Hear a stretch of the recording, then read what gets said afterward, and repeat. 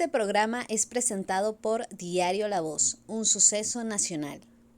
El Espectador de Caracas. 800 Noticias. Forum Supermayorista. Compra más, ahorra más. Style Shop, tu mejor opción en marca y accesorios. Bienvenidos a Conversando con Emilio. Pareciera que el gobierno va en vía de tener un candidato hecho a la medida, un candidato de oposición. Mantiene las inhabilitaciones de personas, de candidatos y de partidos. Deja correr candidatos que no le generan preocupación. En fin, para hablar de eso y mucho más, hoy tenemos a Felipe Mujica. Él es secretario general nacional del Movimiento al Socialismo Más. Felipe, con esa realidad que yo estoy planteando, ¿vamos hacia 6 años más de Maduro? Bueno, eso depende, porque tú sabes que el gobierno hace lo que ellos ya saben que tienen que hacer. Están acostumbrados, tienen muchos años manipulando, muchos años amenazando, tratando de colocar las cosas siempre en un terreno donde las respuestas resultan aparentemente imposibles de poderse dar a lo que ellos están haciendo. Y bueno, evidentemente les ha ido bien, porque no es por casualidad que el principal problema que hemos tenido en Venezuela, donde hay un 80 y tanto por ciento de venezolanos que no quieren saber nada, no solamente de Maduro, no quieren saber nada de la política. No, del peor gobierno que hemos tenido en la historia de Venezuela. Y sin embargo, ese 80 y tanto por ciento de los venezolanos no hemos podido, porque no solamente es un problema de los ciudadanos o de los políticos, diría de todos los venezolanos, no hemos podido construir un camino que permita que efectivamente podamos salir de esta terrible situación que tenemos y que lo podamos hacer por la vía pacífica, por la vía electoral, por la vía constitucional. El gobierno ha tenido éxito en las amenazas permanentes, cuando ha dicho que las elecciones se van a hacer de tal o cual manera, o cuando ha dicho que va a hacer tales o cuales procedimientos, y entonces viene la reacción que en el pasado se produjo cuando cada vez que el gobierno amenazaba, una parte muy grande de la oposición decía no se puede votar. Entonces, si no se puede votar, ya el gobierno tenía el mandado hecho. Sin embargo, recientemente, hace creo que fueron 2 semanas, Maduro llegó y dijo creo que estaba inaugurando el programa ese que tiene los lunes ahora a las 5 de la tarde, dijo de buenas a primeras, bueno, hablando de las elecciones, que no sé si son ahora o son este año, bueno, no pongas eso, guárdalo. Simplemente volvió a repetir la amenaza de siempre, que era que iban a adelantar las elecciones. ¿Cuál hubiera sido la respuesta de la oposición años atrás? No voy, no podemos participar. Abstención con ese y dejar los espacios vacíos. ¿Qué le pasó a Maduro en esta oportunidad? Que por lo menos hubo 6 o 7 respuestas. Le respondió Guaidó, que todavía estaba en Venezuela en esa época, y le dijo, cuando quieras que te vamos a ganar. María Corina le dijo lo mismo, el conde del Guácharo le dijo lo mismo, Pérez Viva también le dijo lo mismo, se lo dijo Bernabé, se lo dijo Andrés Velázquez, se lo dijo también Delsa, y él más le dijo, en una declaración que en esta oportunidad señalamos, le dijimos, cuando tú quieras y prepárate para hacer oposición. Esa respuesta de la oposición a Maduro tiene que haber dejado sorprendido al gobierno. Pero ellos están esperando que le dijeran, entonces no competimos. Exactamente. Entonces ellos no vamos a esperando la elecciones. respuesta tradicional. Eso como cuando el malandro te está esperando a ti siempre, todos los días te espera con la pistola. Y entonces tú todos los días tienes que andar prevenido porque el malandro te espera con la pistola. Eso es así hasta que un buen día tú vienes con una ametralladora y dices, se acabó, no más a seguir. Sácame la pistola, pues. Sácame la pistola si quieres. Entonces, bueno, hay circunstancias en la vida en que no se produce de esa manera, y yo estoy seguro que el gobierno, ante esa respuesta, tiene que estar ahorita planificando o revisando su estrategia. Ellos saben también otra cosa que es importante que se viene haciendo. El MAS viene convocando desde enero reuniones amplísimas en todo el país. Hemos hecho creo que 14, 15 reuniones. en distintos estados del país. Amplísima es con diferentes Con todo el partidos, mundo, con todo el mundo. no solamente con personalidades internas del MAS, sino No, con no. diferentes representantes de diferentes partidos. Con todo el mundo. Hacemos reuniones donde le decimos a todo el mundo que vaya, los convocamos y hemos tenido suerte porque en la El mayoría MAS ha de las tenido una buena reuniones- convocatoria. Estuvimos ahí en el aniversario y vimos prácticamente a todos los sectores representados. Bueno, ahí, de Eso los que tú partidos viste en políticos. la reunión del aniversario ahí en el Hotel Presidente, se ha repetido en todas las reuniones que hemos convocado. Y el gobierno sabe eso. Y también el gobierno sabe que hay otros intercambios que se están haciendo a nivel de los grupos opositores. No sé si tú llegaste a ver hace como 2 o 3 semanas que Diosdado agarró una foto que le enviaron del IFEDEC. Ese día habíamos hecho una reunión en el IFEDEC. Habían estado como 20 partidos. Entonces que para tú ir al IFEDEC tienes que Pasa pasar por el DIGESIN. por el SEBIN o el DIGESIN, no El sé cuál de las dos DIGESIN. cosas, como ellos han inventado tantas cosas ya en esa materia. Pero pasa por ahí y te dicen, baja el vidrio. Y te, ¿para dónde usted? Bueno, para el IFEDEC. Siga. Bueno, esa vez, una reunión bien amplia que habíamos tenido, después cuando nos veníamos, estábamos bajo la Matemango que está en la puerta, estaba Rafael Simón, estaba Jorge Roy, estaba Falcón, estaba Enrique Márquez, estaba yo y estaba otra gente, 5 o 6, estábamos ahí hablando ya de despedirnos y nos tomaron una foto y se la mandaron en la noche a Diosdado con una nota de qué era lo que había pasado, donde decía, mira, aquí se están reuniendo estos tipos, no se sabe para acá y aquí está la foto. Y Conspirando. claro, y Diosdado inmediatamente dijo, mira, se siguen reuniendo. Ellos saben que a diferencia de otras oportunidades, independientemente de las diferencias que hay, Algo que obviamente no era escondido, porque si fuese escondido tú no vas a pasar frente al DIGESIN, No, pero ¿y para donde qué? quedan todos retratados. claro, ¿y para qué vas a esconder esa reunión? Aún escondiéndola, tú sabes que después lo vas a saber, porque en Venezuela se sabe todo y el interés no era esconderla, simplemente hacer una reunión que, como nosotros la definimos, una reunión de dibujo libre, donde la gente va, opina, dice lo que le da la gana, independientemente de dónde esté colocado ahorita, si está en las primarias, está en el consenso, está en el outsider, en cualquiera de las cosas que se le ocurra estar en términos de lo que están haciendo. El gobierno sabe que eso está pasando.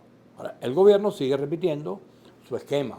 Es posible que ellos hayan visto que tienen que endurecer su reacción y entonces comienzan a responder dando instrucciones al CNE de una manera, amenazando con otras cosas, acercándose cada vez más con esas leyes que están aprobando. Tienen que producir esa esperanza para que la participación baje y el CNE y los captahuellas se han convertido en el coco de la gente. ¿Es así? Ellos tienen que intimidar, antes de hablarlo del CNE, porque ellos tienen necesidad de copiar, seguramente, el único procedimiento autoritario que queda en América Latina de esas características, que es el caso de Ortega en Nicaragua.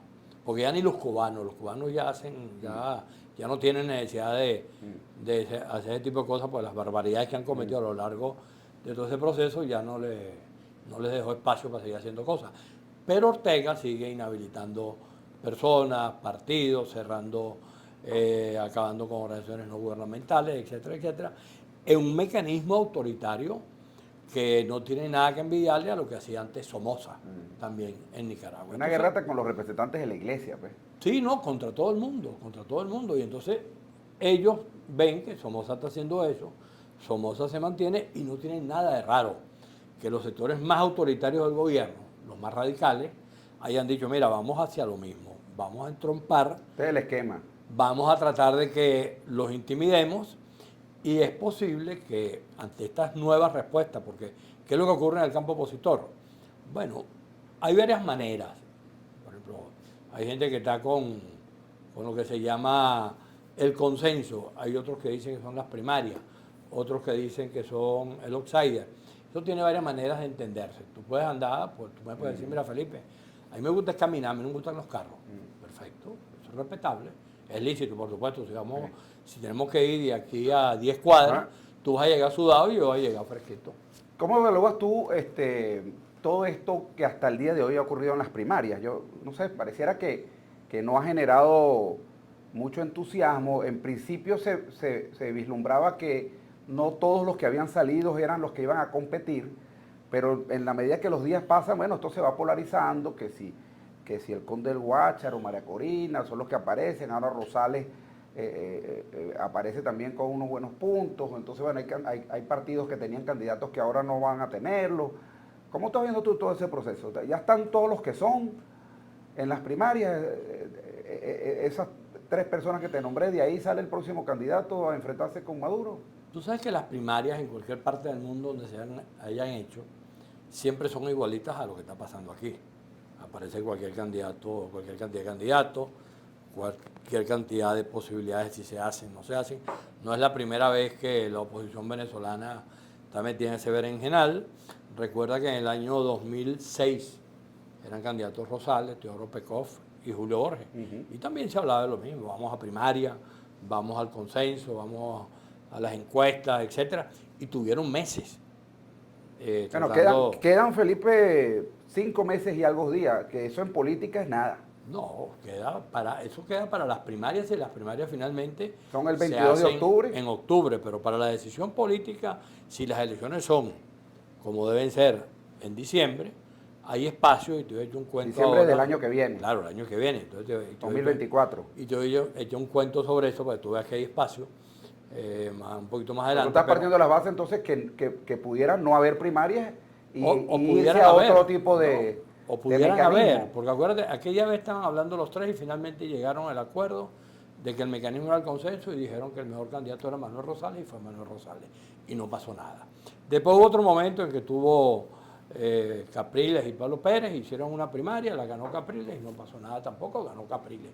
Y le hicieron, por cierto, le hicieron manual, le hicieron sin necesidad de que el CNE se metiera en todo eso. Entonces, en este momento una primaria tiene la característica de todo lo que está pasando, con un solo hecho lamentable, que es algo que es técnico, que si el CNE participa o no participa, se ha convertido en un tema político, un poco como hacemos todas las cosas en Venezuela para no fastidiarnos.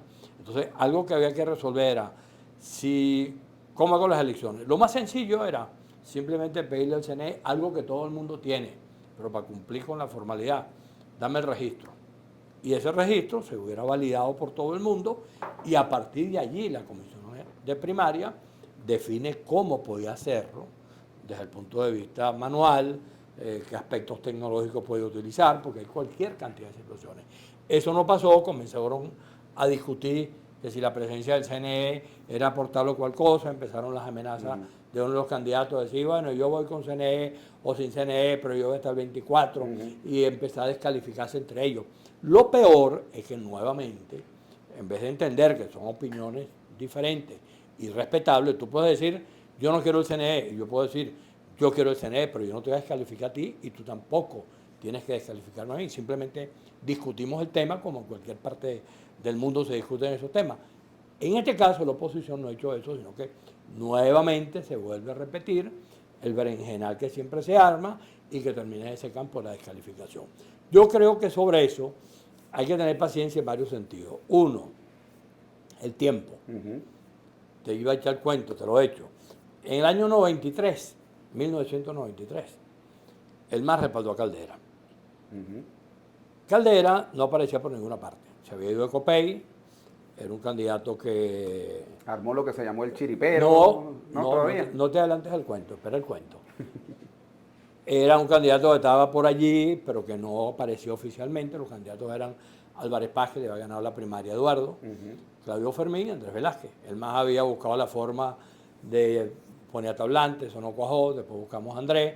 Andrés dijo que no, porque... No fue que dijo que no, sino que dijo sí, pero con mi tarjeta.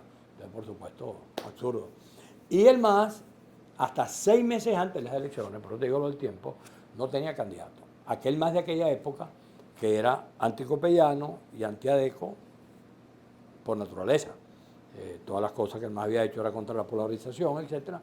Y sin embargo, de buenas a primeras, un buen día dijeron, mira, esta Caldera.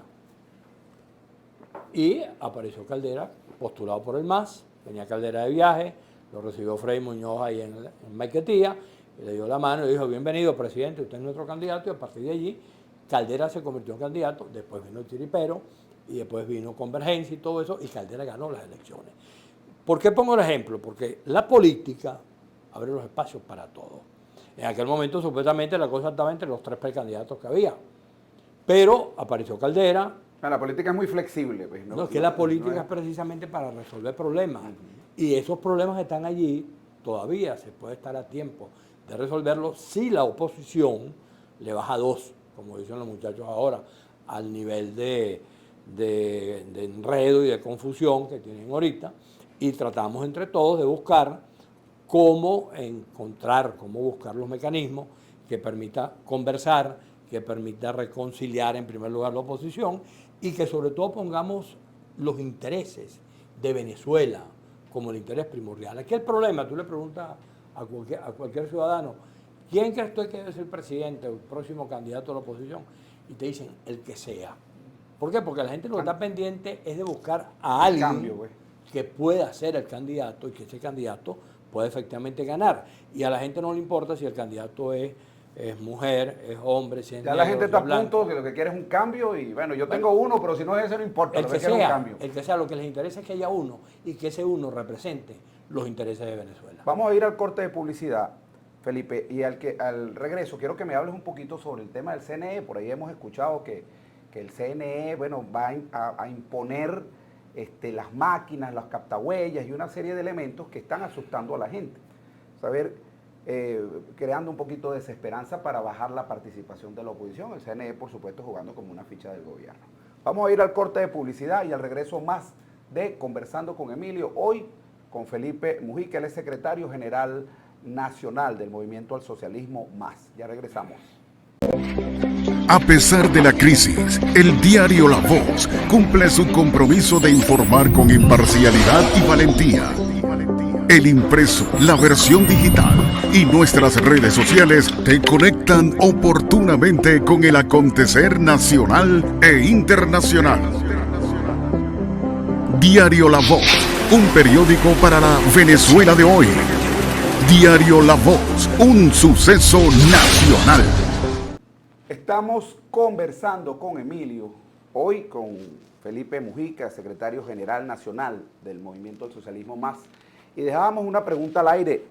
Felipe, ahí se ha creado mucha cuestión contra el CNE. El CNE es el coco porque las máquinas, el captahuellas, no sé qué, una lista Tascón, y entonces el CNE sigue impulsando el captahuellas para convertirse en algo que espante a la gente de la participación. ¿Cuál es tu opinión sobre ese tema?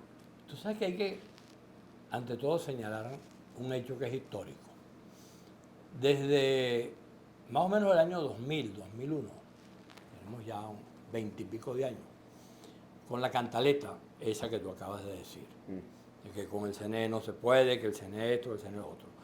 Desde el momento en que comenzó lo de las firmas planas, que eso tiene que ver también con el tema de la lista Tascón. Yo recuerdo que en los recorridos que en aquel momento hacíamos por toda Venezuela, el comando de la coordinadora en ese momento estaba Quiroz Corradi, estaba Nelson Rampersad, estaba Enrique Naimi y estaba yo. Y recorríamos toda Venezuela y en todas partes te conseguías con el eterno cuento. Bueno, con ese CNE, ¿cómo vamos ahí? Que no nos van a reconocer el triunfo, que para acá, que para allá. Que por cierto, era exactamente el mismo argumento que yo recuerdo haber escuchado en el chavismo cuando más respaldó a Chávez. Nosotros fuimos a hablar con los chavistas, nos conseguimos exactamente con el mismo cuento. No podemos votar. ¿Y qué hizo el chavismo? Decidió votar y le hicieron todo lo que le hicieron en aquel momento, que le cambiaron la fecha de las elecciones, le adelantaron la de gobernadores y la del Congreso, para tratar de producir la derrota de Chávez, etc. Y sin embargo el chavismo, a pesar de todo eso, decidió votar. En el campo opositor no hemos tenido nosotros la claridad para lo que hay que hacer. Y hemos siempre escuchado ese tema que con el CNE tal o cual cosa. Y resulta que con ese CNE se han ganado y se han perdido elecciones. Correcto. En el 2007 Chávez perdió el referéndum después de haber venido a ganar la elección presidencial. En el 2015 se ganó una Después Asamblea vino el Nacional la 2015. oposición. Y si se hubiese votado en el 2018 por el candidato que había en ese momento, que era Falcón, que pudo haber sido Henry Ramos también, pero no quiso, hubiera pasado que hubiera ganado Falcón las elecciones. Pero decidieron no votar. ¿Qué pasó en la elección de gobernadores ahorita? Con el mismo CNE. Se ganan 3 primeros, se gana Nueva Esparta, se gana Cogede y se gana Zulia. ¿Por qué se ganan esas tres? Porque los zulianos, los cogedeños y los margariteños son más vivos que el resto de los venezolanos que vivimos en el resto de los estados. No vale, porque decidieron ir a votar, a pesar de que tenían 7 candidatos distintos de la oposición, pero la gente los identificó. Y después vino lo que yo creo que hay que convertirlo en el ejemplo gráfico de lo que tenemos que hacer, que es Barinas. Yo haría una campaña ahorita, con Barinas no hay derrota, pensando en cualquier cosa que se me ocurrió ahorita, imaginándonos lo que se hizo con Barinas.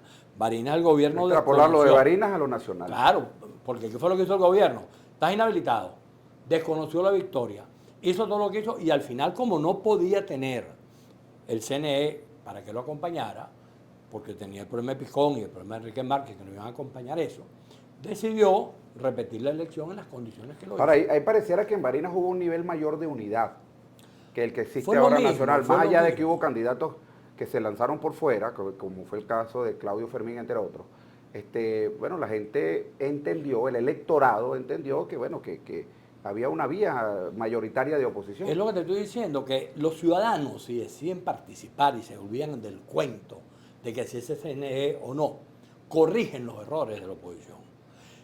Morel es gobernador, ¿por qué? Porque los ciudadanos margariteños corrigieron los errores de la oposición que ya tenía 6 o 7 candidatos contra Morel. ¿Por qué es Galíndez gobernador de Cogede? Porque los cogedeños corrigieron los errores de los partidos y votaron. ¿Por qué Rosales? Por la misma condición. Y en Barinas, ¿qué fue lo que ocurrió? Que la gente se dio cuenta que tenía cómo derrotar al gobierno y la gente decidió ir a votar. Es decir, que la decisión está en manos de los ciudadanos, más allá de cómo se comporten los partidos. Ojalá los partidos y todo eso puedan tener la posibilidad de no cometer los gravísimos errores que se han cometido. Pero, más allá de eso, los ciudadanos tienen la posibilidad. Y lo del CNE, que es un obstáculo que está allí por la manera en que en otros momentos han hecho las cosas, no hay ninguna posibilidad, si tú garantizas tener los testigos y se va a votar masivamente y constituyes en un hecho de fuerza haber votado y haber ganado, que el gobierno pueda desconocer resultados. Puede ser que entonces entre una negociación distinta, lo que sea, pero el punto principal es que se comprenda que hay que defender el voto, que hay que rescatar el voto como instrumento de lucha y que los ciudadanos, ve por ejemplo lo que ocurrió también en la elección de gobernadores. El único partido que apoya los 4 candidatos que ganaron es el MAS. Uno era DECO, otro era de Primera Justicia, el otro era Un Nuevo Tiempo y el otro era Independiente. Y el MAS los apoyó a los 4 porque el MAS dijo, vamos a apoyar al mejor. ¿Qué pasa cuando tú revisas los resultados y te pones ahí de ocioso y sumas el segundo con el tercero? El segundo se convierte en primero. ¿Qué costaba que efectivamente, en vez de la gente dejar la posibilidad de fraccionar el voto, hubiera dicho, mira, este es el mejor, vamos a votar por este, y dejar atrás todo ese vericueto que arman los partidos en eso? Hay una responsabilidad compartida que tenemos que corregir. Los errores de los políticos, pero cuando se cometen los errores de los políticos, los ciudadanos tienen la capacidad, y por eso digo que emblemáticamente Barinas puede ser un ejemplo, de corregir y de cómo comportarse, de cómo frente a toda la provocación del gobierno, frente a todas las amenazas, frente a todos los actos de corrupción, frente al fraccionamiento de la oposición, porque la oposición allí también fue dividida, unos con un candidato y otros con el que quedó ganador, pero los barineses, no los partidos, los barineses entendieron que eso es lo que había que hacer. Entonces, hay posibilidades de que se pueda explicar claramente cuál debe ser la conducta. Por supuesto, el gobierno va a seguir perseverando en tratar de impedir, en tratar de decir que el CNE, pero la gente tiene que tener claro, suponte tú que digamos, bueno, el CNE no acompaña esto ahora, y la elección que viene, ¿quién la va a hacer? Y entonces que en esa elección hacemos lo mismo que vamos a hacer ahora. No vale, lo que hay que hacer es que la comisión electoral evalúe lo que el CNE esté dispuesto a hacer. El CNE de manera constitucional debería quitarse de encima todo eso de que te doy este pedacito, o te doy esto, o lo tienes que agarrar todo. No vale. El CNE lo que tiene es que esperar la solicitud que le haga la comisión de primaria para ver si está dispuesto a ayudarlo en las cosas que le diga. No quiere, bueno, no quiere. Y la comisión de primaria entonces tendrá que ver frente a ese hecho qué hacer. Nosotros le propusimos a la comisión de primaria que simplificara el asunto. Pide al CNE el registro, que es indispensable. Porque si no, entonces tú tienes un registro, el otro tiene otro Sí. registro, ahí si hay registros Es distintos, correcto. no hay primaria. Pero el registro, que todo el mundo sabe cuál es, permite que desde el punto de vista tecnológico se busque la manera de que los que no aparezcan, aparezcan, se incorporen, se chequee por aquí, se chequee por allá, y se puede hacer una votación que puede ser manual, perfectamente. Hay mecanismos tecnológicos y hay varias proposiciones. Yo he escuchado de todo, desde utilizar el celular, el presidente de la mesa, y que entonces ahí se incorpore el listado de electores, votan en el celular, etcétera, etcétera. Bueno, y eso no queda ningún vestigio de Ningún nada. registro. No queda ningún registro. O puedes hacerlo de la manera manual que se hizo en el pasado, y a las 12 de la noche armas una fiesta y quemas todas las actas de votación para que no quede absolutamente nada de, digamos, de evidencia de quién votó o cómo se votó, etcétera. Es decir, hay mecanismos. Ahora, lo que no puede ser es que nosotros, entonces, le pongamos en bandeja de plata al gobierno, que ellos hagan lo que quieran, y entonces se forme ese debate, ese desbarajuste que está armado ahorita, con todas las descalificaciones del caso, Sí. cuando simplemente tú tienes que respetar, te lo decía ahora. Tú quieres ir por las primarias, bueno, eso como si lo que te decía, tú quieres ir a pie, te vas a pie. Tú quieres ir por el camino del consenso, bueno, ven, te vas en burro, te respeta, te vayas en burro. Tú quieres ir por el camino del outsider y te vas en avión, bueno, te vas en avión. Todo eso es respetable. El que se vaya a pie, el que se vaya en avión, el que se vaya en burro. Lo importante en este momento es que hay una disposición muy amplia a participar y no está la tesis abstencionista en el centro del asunto. Felipe, uno de los temas que ha sido polémico en elecciones y en la política en general ha sido el manejo de los recursos. Por ejemplo, ¿de dónde saca el PSUV tanta plata o la plata para hacer las movilizaciones que hace de todos los actos políticos, los actos del partido, no los actos de gobierno? ¿O de dónde saca la oposición, los candidatos de oposición, para ser equilibrado en este comentario, la plata que están para hacer esas movilizaciones, estos candidatos de oposición? ¿Qué opinión te merece eso? ¿Tú crees que debería esto de regularse del CNE o cualquier otro organismo sea el que garantiza un fondo para la política y esto limitarse? Porque es que esto deja abierto la participación. Bueno, ahí hemos visto cuestiones de corrupción, gente que trabaja en PDVSA, bueno, deja abierto para el narcotráfico, en fin, es un tema complejo, ¿no? ¿Cuál es tu opinión sobre esto?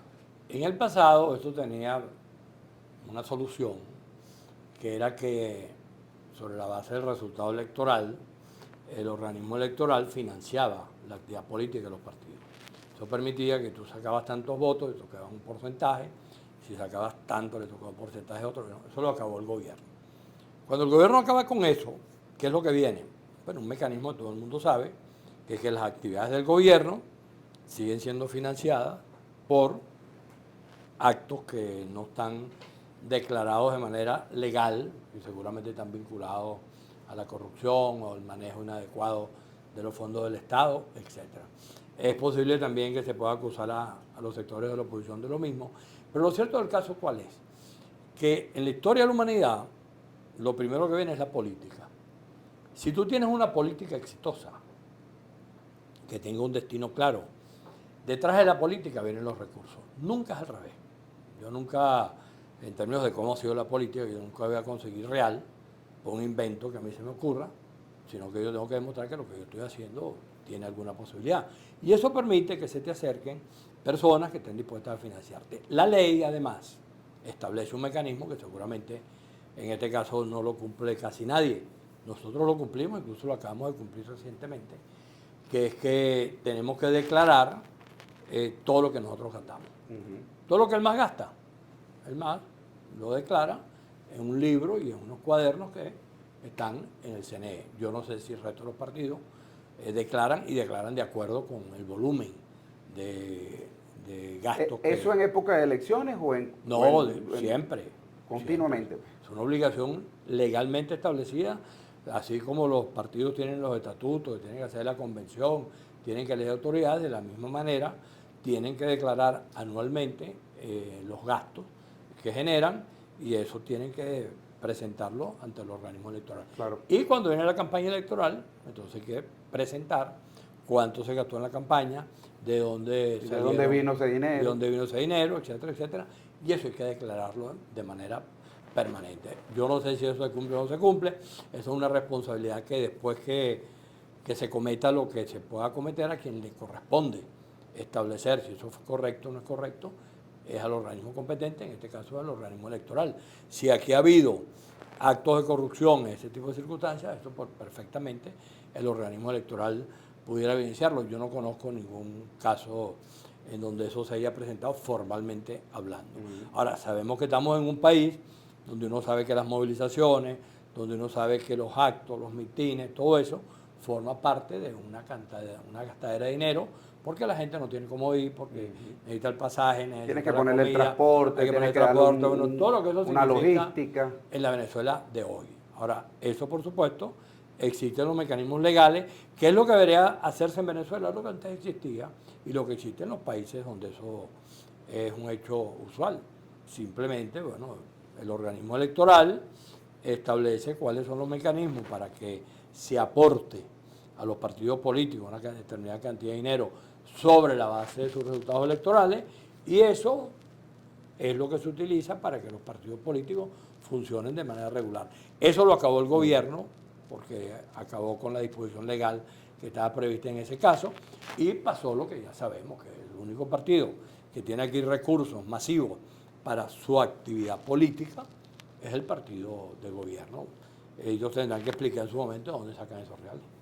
Nos quedan escasamente 3 minutos y quería preguntarte, Felipe, sobre la participación internacional en todo este tema de las elecciones, no solamente primarias, sino las elecciones del año que viene. Hay países que tienen una participación activa de lado y lado. El caso de los Estados Unidos, a favor de la oposición o de unas elecciones, lo que llaman unas elecciones libres. De hecho, James Tory, que acaba de cumplir ya su periodo, se despidió diciendo que aseguró que su país, en este caso los Estados Unidos, se mantiene firme con el pueblo venezolano en una lucha por la libertad. Por cierto que nombraron a Francisco Palmieri como sucesor de James Tory. Pero también, bueno, Cuba participa, China, Rusia, en fin. ¿Cómo ves tú todo este tema Yo creo que está en claro, 3 minutos, Felipe? Está claro que nosotros requerimos, para resolver los problemas que hay en Venezuela, el que se pueda establecer un diálogo que sea eficiente y que sea útil. Para eso siempre ha sido importante que la comunidad internacional esté presente. Pero ningún aporte de la comunidad internacional será superior a lo que los venezolanos podamos crear entre nosotros. Si el diálogo no es entre venezolanos y no somos los venezolanos los que logramos efectivamente construir las soluciones, el aporte de los sectores que están fuera siempre quedará ahí en veremos. Aquí hay un solo ejemplo de diálogos que ha sido bien útil, que fue el del año 2001-2002, después del Carmonazo, presidido casualmente por un colombiano, por César Gaviria. ¿Por qué fue útil el diálogo? Participó la iglesia, participaron los grupos financieros, la sociedad civil, el gobierno, los partidos políticos, toda la sociedad venezolana estuvo representada en ese diálogo. Y allí surgieron acuerdos políticos importantes que después fueron refrendados por el referéndum que en esa época se hizo. Aquí lo más importante es construir el diálogo. Yo tengo la impresión de que en este momento ni lo que se hizo en Colombia, ni lo que están haciendo los americanos, ni las sanciones. Yo no conozco ningún gobierno autoritario que haya caído por las sanciones. Por el contrario, más bien las sanciones lo que hacen es darles un argumento que dicen estamos así por culpa de las sanciones y no estamos así por culpa, por ejemplo, de la palabreja exprópiese. Venezuela está así desde que aquella palabreja comenzó a aplicarse. Sin embargo, ellos tienen un argumento que dicen que eso es porque se tomaron las medidas. Entonces, es demasiado importante que en Venezuela nosotros asumamos que somos los venezolanos. Nosotros por eso lo hemos dicho en este momento. Nosotros no tenemos candidato hasta hace unos días que decidimos tener una candidata. Y decíamos que el papel del MAS tiene que ser el de tratar de jugar con todos los factores para que se puedan producir acuerdos. Después llegamos a la conclusión de que teníamos que tener una candidata y tenemos ahora una candidata que se llama Venezuela en letras mayúsculas, porque creemos que el centro de todo lo que hay que hacer tiene que ser el país, los venezolanos y que el resto de los intereses son absolutamente subalternos. Entonces lo mismo vale para todo el tema internacional.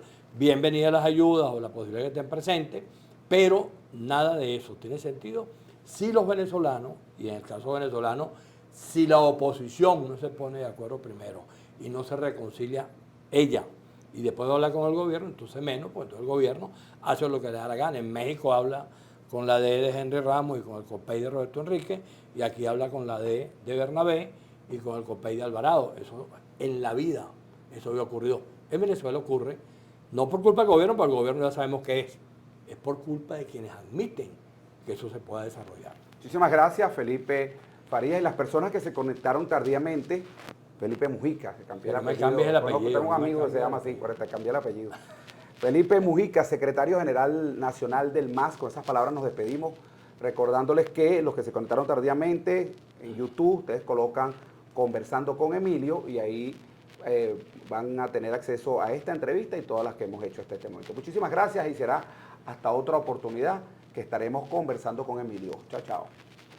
Este programa fue presentado por Diario La Voz, un suceso nacional. El Espectador de Caracas. 800 Noticias.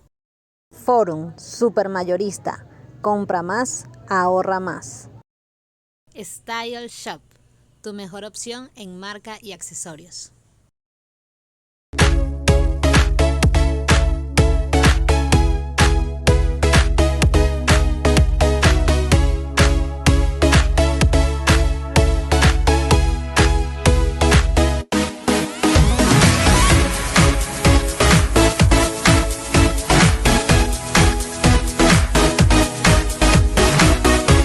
Este programa es presentado por Diario La Voz, un suceso nacional. El Espectador de Caracas. 800 Noticias.